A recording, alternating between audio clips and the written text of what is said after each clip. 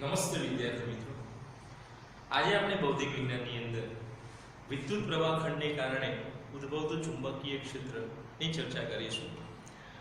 અગાઉ આપણે ચુંબકીય ક્ષેત્રમાં ગતિ કરતા કણની વાત કરી, તો આ ચુંબકીય ક્ષેત્ર કેવી રીતે ઉત્પન્ન થાય છે એની થોડીક વાત કરીએ. તો બે મેથડ છે, એક વિદ્યુત પ્રવાહ ખંડને કારણે ચુંબકીય ક્ષેત્ર ઉત્પન્ન થાય અને બીજી કુદરતી રીતે એની અંદર ચુંબકીય ક્ષેત્ર હોય. એટલે અહીંયા આપણે જે વાત કરી રહ્યા છીએ એ પ્રથમ મેથડ છે વિદ્યુત પ્રવાહ ખંડને કારણે ઉદ્ભવતું ચુંબકીય ક્ષેત્ર, જે સૌપ્રથમ આપણને બાયો-સાવર્ટ નામના વૈજ્ઞાનિકોએ આની સમજૂતી આપી હતી, માટે આને આપણે બાયો-સાવર્ટના નિયમ તરીકે પણ ઓળખીએ છીએ. હવે આપણે અહીંયા એક પ્રવાહધારિત તાર વિચારીએ જેના દ્વારા ચુંબકીય ક્ષેત્ર ઉત્પન્ન થાય છે. તો અહીંયા આ રીતની આપણે આકૃતિ બનાવીએ. ધારો કે આપણી જોડે આવો એક તાર છે જેમાંથી I મૂલ્યનો પ્રવાહ લાંબો તાર છે, આપણે આગળની વધારાની જે જરૂરિયાત નથી એટલો ભાગ દર્શાવેલો નથી. હવે આ તારમાંથી ધારો કે I મૂલ્યનો પ્રવાહ પસાર થઈ રહ્યો છે, એટલે આમાંથી વહેતો જે પ્રવાહ છે એને હું I કહી દઉં. તો આ I પ્રવાહ ધારિત તારના કારણે તારની આજુબાજુ જે ચુંબકીય ક્ષેત્ર ઉત્પન્ન થાય છે એની આપણે અહીંયા ચર્ચા કરવા માંગીએ છીએ. તો અહીંયા આ પ્રવાહધારિત તારનો એક નાનકડો ભાગ વિચારો.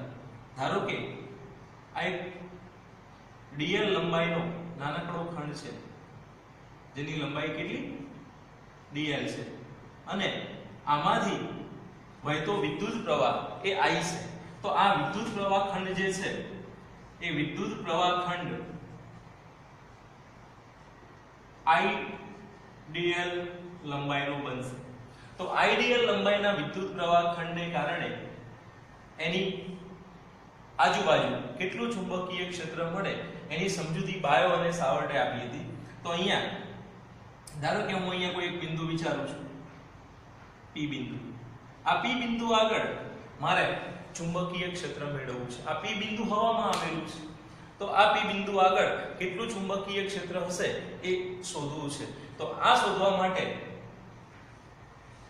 બાયો-સાવર્ટ નામના વૈજ્ઞાનિકોએ એવી રજૂઆત કરી કે અહીં ઉદ્ભવતું ચુંબકીય ક્ષેત્ર એ આ પ્રવાહખંડના મૂલ્ય પર આધાર રાખે છે અને આ પ્રવાહખંડથી P બિંદુ કઈ બાજુએ આવેલું છે, કેટલા અંતરે આવેલું છે એના ઉપર એ ડિપેન્ડેન્ટ છે. તો અહીંયા ધારો કે આ P બિંદુ આગળ આ પ્રવાહખંડથી એની જે અંતર છે એને હું r અંતર કહી દઉં. r જેટલા અંતરે P બિંદુ આવેલું છે. તો આ બિંદુ આગળ મળતું ચુંબકીય ક્ષેત્ર મેળવવા માટે આપણે શું કરવું પડે? તો નિયમ પ્રમાણે આના આ dl ખંડ જે છે એનો સ્પર્શક દોરવો પડે. એટલે એની દિશામાં અહીંયા સ્પર્શક દોર્યો. આ જે છે એ સ્પર્શક દર્શાવેલો છે અને આ સ્પર્શકની જે દિશા છે એ આઈડિયલ જે ખંડ છે એની સદિશની દિશા બનશે અને આમની વચ્ચે જે ખૂણો બને છે આને આપણે થીટા કહીશું. તો આવી પરિસ્થિતિમાં આ જે સિચ્યુએશન છે, આ પરિસ્થિતિની અંદર P બિંદુ આગળ ઉદ્ભવતું ચુંબકીય ક્ષેત્ર નિયમ પ્રમાણે dB જેટલું હોય તો એ dB નું મૂલ્ય એ IDL સદિશ અને જે સ્થાન સદિશ r છે ના ક્રોસ ગુણાકાર પરથી મળે છે અને આ સમપ્રમાણમાં હોય છે અને એમની વચ્ચે જે અંતર છે એ અંતરના ઘનના વ્યસ્ત પ્રમાણમાં મળે છે. એટલે dB સદિશ is proportional to IDL cross r caret r સદિશ divided by r cube, જે r એ ડિસ્ટન્સ બતાવે છે તારથી અને r સદિશ એ P બિંદુની દિશામાંનો એકમ સદિશ P બિંદુની દિશામાંનો સ્થાન સદિશ દર્શાવે છે. હવે આની અંદરથી બરાબરની નિશાની કાઢી નાખી તો આ જે સમીકરણ છે એ આ રીતે લખાશે: dB is equal to mu 0 by 4 pi IDL cross r caret divided by r cube. અને હવે આનું થોડુંક સાદુરૂપ આપી દઈએ. તમે જાણો છો કે ક્રોસ ગુણાકારનો જે નિયમ છે આઈડીએલ ક્રોસ r કેરેટ હોય તો આની જગ્યાએ r સદિશ હોય તો એની જગ્યાએ આપણે શું લખીએ છીએ આઈડીએલ r sin થીટા. જ્યાં થીટા શું બતાવે છે તો થીટા એ r સદિશ અને આઈડીએલ જે સદિશ છે ની વચ્ચેનો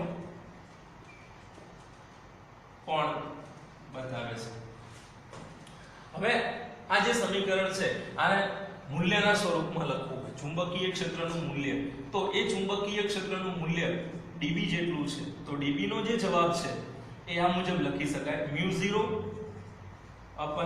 4 પાય આઈડીએલ r sin થીટા અને ભાગાકારમાં r ક્યુબ છે તો આનું સાદુરૂપ આપીશું તો નીચે r સ્ક્વેર થઈ જશે નીચે ઉપરનો એક r નીકળી જશે તો આવો જવાબ બનશે આઈડીએલ sin થીટા ભાગ્યા r સ્ક્વેર. આ જે આન્સર છે એ મૂલ્ય દર્શાવે છે. અને હવે આની દિશાની વાત કરીએ તો આ જે ચુંબકીય ક્ષેત્ર છે એની દિશા કઈ મળશે તો ચુંબકીય ક્ષેત્રની દિશા અહીં આઈડીએલ સદિશ અને r સદિશથી બનતા સમતલને લંબરૂપે હશે. આઈડીએલ સદિશ અને r સદિશથી બનતા સમતલને લંબ રૂપે.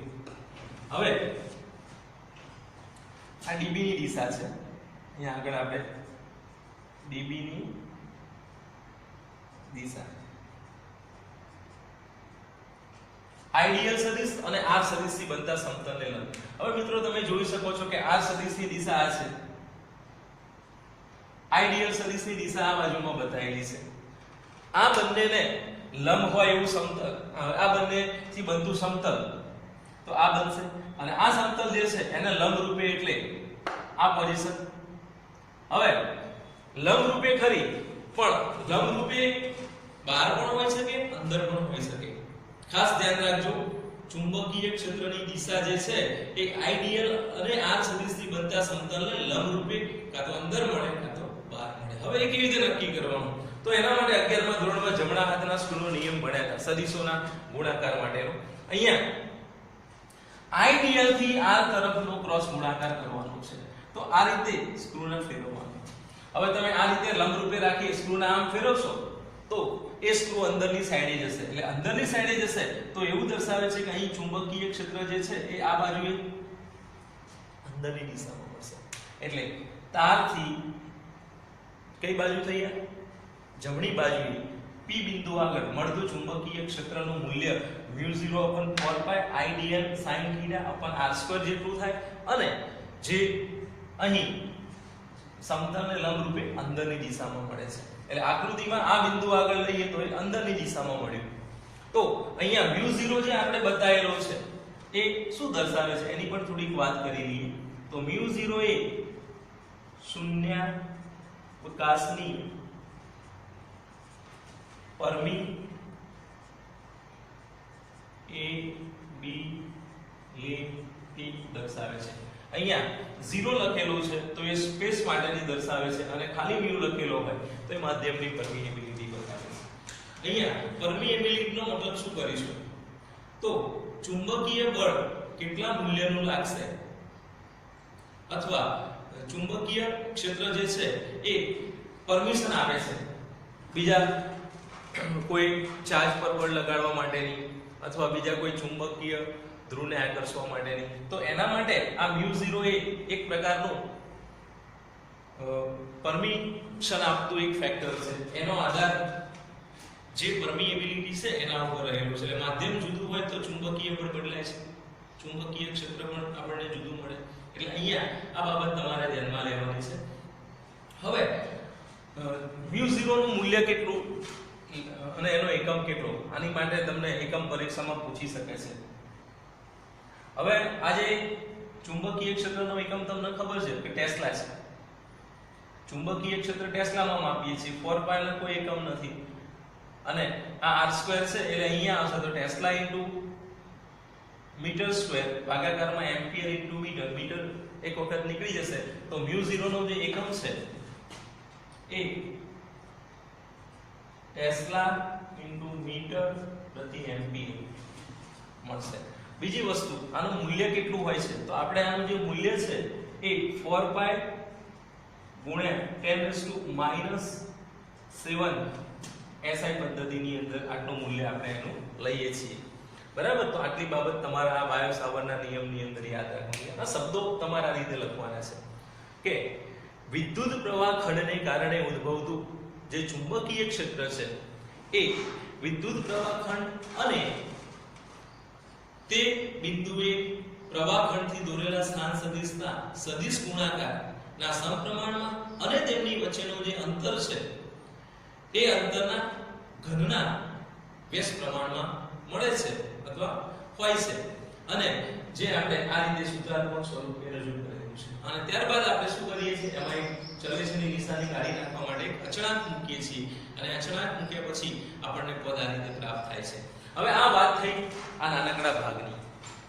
આના કારણે અહીંયા કેટલું મળે હજી થોડાક આપણે બીજો ભાગ લઈએ એના કારણે મળતું મેળવવું પડે. આમ આ સમગ્ર તાર વડે આપેલા બિંદુ આગળ જે ચુંબકીય ક્ષેત્ર મળે છે એ આપણે મેળવી લાવવાનું થાય અને ત્યારબાદ એ પરિણામી ચુંબકીય ક્ષેત્ર P બિંદુ આગળનું આપણે પ્રાપ્ત કરીએ છીએ. એટલે અહીંયા સમગ્ર તાર વડે કેટલું મળે તો આવા dl ખંડો જે વિચારેલા છે એ બધાને આપણે ધ્યાનમાં લેવા પડે અને એ ધ્યાનમાં લીધા પછી એ બધા ચુંબકીય ક્ષેત્રો જે રીતે મળેલા હોય એ રીતે એનો આપણે સદિશ સરવાળો કરવો પડે. કેમ કે ચુંબકીય ક્ષેત્ર એ સદિશ રાશિ છે એટલે સદિશ રાશિની જ્યારે આપણે વાત કરતા હોઈએ ત્યારે આપણે એનો સદિશ સરવાળો કરવાની જરૂરિયાત ઊભી થાય. બીજી એક બાબતની અહીંયા વાત કરી લઈએ કે અહીં થીટા જે છે એમાં sin થીટાનું મૂલ્ય ક્યારે 0 થાય અને ક્યારે 1 થાય. તો તમે જાણો છો કે sin 0 બરાબર 0 તો થીટા બરાબર 0 કઈ જગ્યાએ હશે તો થીટા બરાબર 0 તારમાંથી જે ડાયરેક્શનમાં પ્રવાહ જઈ રહ્યો છે એ ડાયરેક્શન પ્રમાણે તમે dl સદિશને વિચાર્યો તો આ dl ની દિશા ઉપર કોઈ p બિંદુ વિચારવામાં આવે અહીંયા તો આ દરેક બિંદુ આગળ મળતું ચુંબકીય ક્ષેત્ર આ ખંડને કારણે શૂન્ય હશે.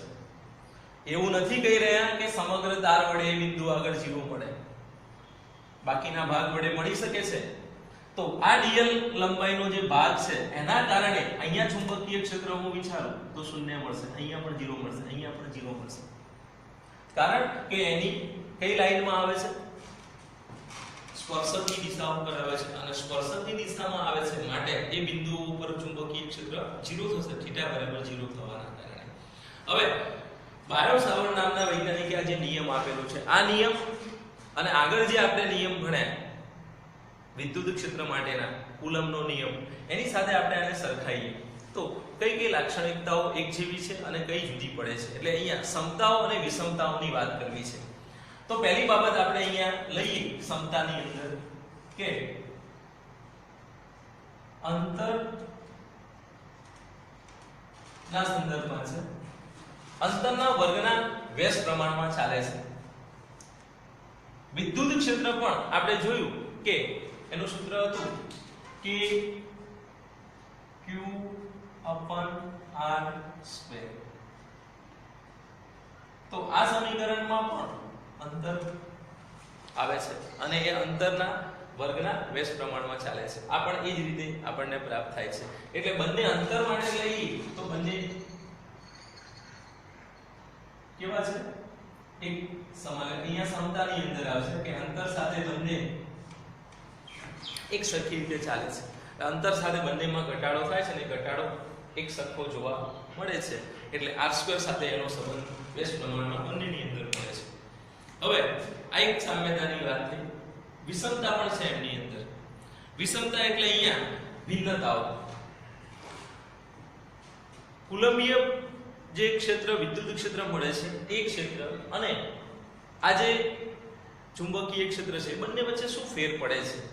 તો મિત્રો આગળ આપણે જે વાત કરી કે જેના વડે વિદ્યુત ક્ષેત્ર ઉત્પન્ન થાય છે એ વિદ્યુત ક્ષેત્ર આપણે અહીંયા એમ કહી શકીએ કે વિદ્યુત ભાર ઉત્પન્ન કરે છે.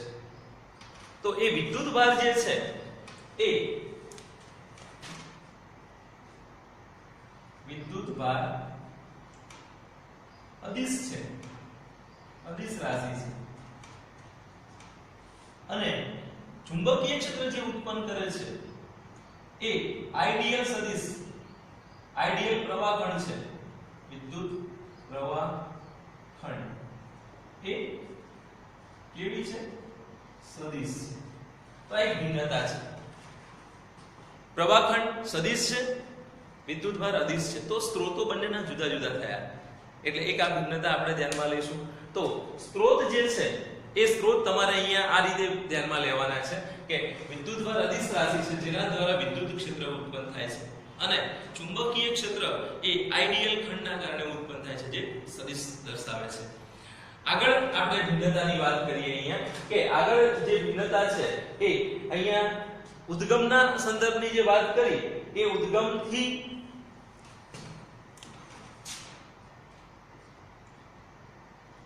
આ જે ઉદ્ગમ છે, ઉદ્ગમથી અંતર જે છે જેને આપણે આર સદિશની વાત કરી, તો ચુંબકીય ક્ષેત્ર અને વિદ્યુત ક્ષેત્રની અંદર ફેર બીજો શું જોવા મળે છે? તો ઉદ્ગમ થી જે અંતર છે એને આપણે આર સદિશ તરીકે બતાવ્યું. તો આ આર સદિશ ની દિશામાં અથવા એની વિરુદ્ધ દિશામાં વિદ્યુત ક્ષેત્ર જોવા મળે છે. હવે વિદ્યુત ભાર લઈએ અહીંયા આપણે અહીંયા ધારો કે કોઈ વિદ્યુત ભાર છે, ધન વિદ્યુત ભાર. તો ધન વિદ્યુત ભારનું વિદ્યુત ક્ષેત્ર આ દિશામાં લઈએ તો આ ઈ સદિશની દિશા છે.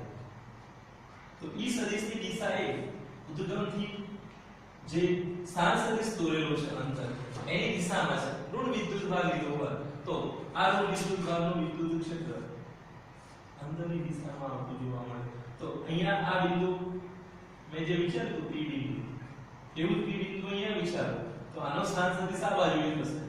આર સદિશ જે છે, આર સદિશની દિશા તો આ જ રહેશે, પણ આની અંદર જે વિદ્યુત ક્ષેત્ર છે એ અંદરની દિશામાં જોવા મળશે. તો વિરુદ્ધ દિશા છે. ચુંબકીય ક્ષેત્રના સંદર્ભમાં કઈ રીતે આ બાબતને સમજવી જોઈએ? તો ચુંબકીય ક્ષેત્ર જે છે ઉદ્ગમથી અંતર સાથે વિદ્યુત ક્ષેત્ર આર સદિશ ની દિશામાં કે વિરુદ્ધ દિશામાં હોય.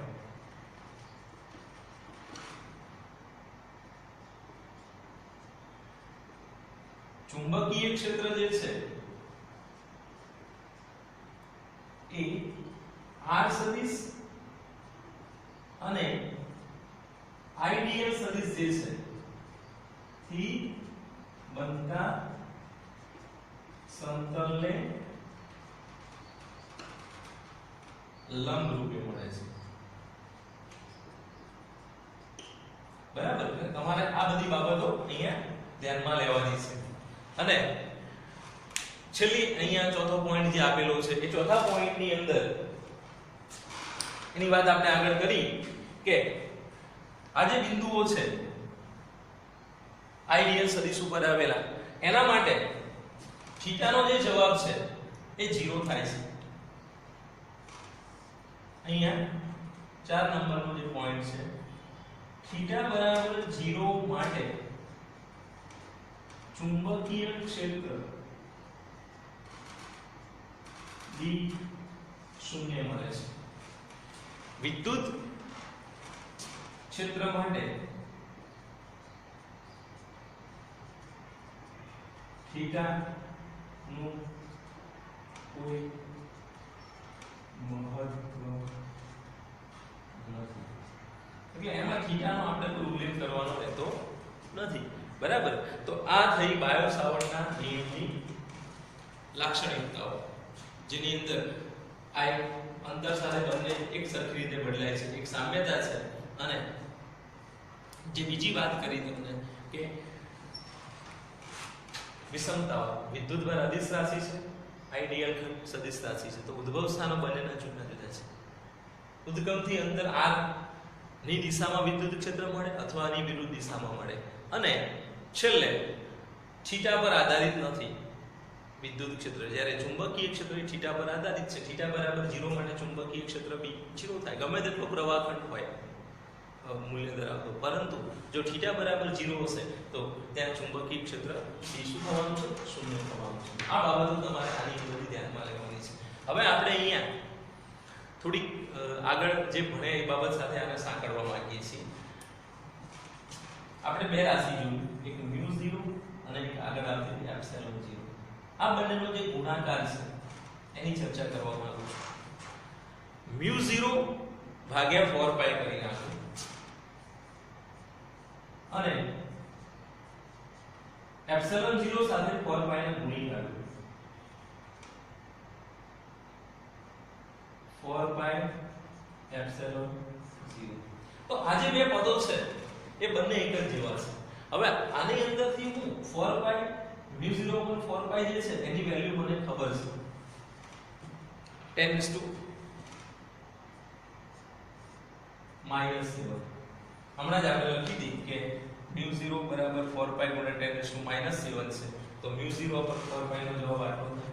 અને આ જે રાશિ છે 4 પાઈ એપ્સિલોન 0 એ વ્યસ્ત સ્વરૂપમાં લખું તો એની જગ્યાએ k લખાય. તો અહીંયા આની જગ્યાએ આપણે આવું ભણે આગળ કે k બરાબર સપ્રમાણતા અચળાંક છે કુલમ્બના નિયમમાં આવતો 1/4 પાઈ એપ્સિલોન 0. તો 4 પાઈ એપ્સિલોન 0 બરાબર 1/k લખાય અને 1/k હોય તો આની જગ્યાએ શું લખાય? 1/k. અને 1/k k નો જવાબ તમને ખબર છે કેટલો હોય છે? k નો આન્સર 9 × 10⁹. 9 × 10⁹. તો આ જે છે આની કિંમત કેટલી થઈ કહેવાય? તો 10⁻⁻7 છે ને નીચે મૂકી દઈએ તો 9 અને 7 16 થશે. તો આવો જવાબ મળ્યો 1/9 × 10 કેટલી ઘાત લખું? 16 ઘાત. અને આ જવાબ કોનો બન્યો? μ0 એપ્સિલોન 0. તો અહીંયા μ0 એપ્સિલોન 0 બરાબર શું લખી શકાય? તો 1/3 × 10⁻⁸ આવું લખાય 1/3 × 10⁸ 9. અને તમે જાણો છો કે આ મૂલ્ય કોનું છે? તો પ્રકાશના વેગનું મૂલ્ય છે. પ્રકાશની ઝડપ આટલી હોય છે તો આની જગ્યાએ તો આ રિલેશન પણ તમારે ધ્યાનમાં રાખવાનો છે. શૂન્ય અવકાશ માટે શૂન્ય અવકાશ એટલે અહીંયા હવા પણ લઈ શકાય છે માટે μ0 અને એપ્સિલોન 0 નો ગુણાકાર એક અચળ પદ આવે છે અને જેનું મૂલ્ય 1/c² જેટલું હોય છે. એટલે આ તમારે સૂત્ર સ્વરૂપે યાદ રાખવાનું છે. આને આપણે બીજી રીતે લખવું હોય તો c બરાબર 1 આવું સૂત્ર તમે આગળ મળશો. c = 1 /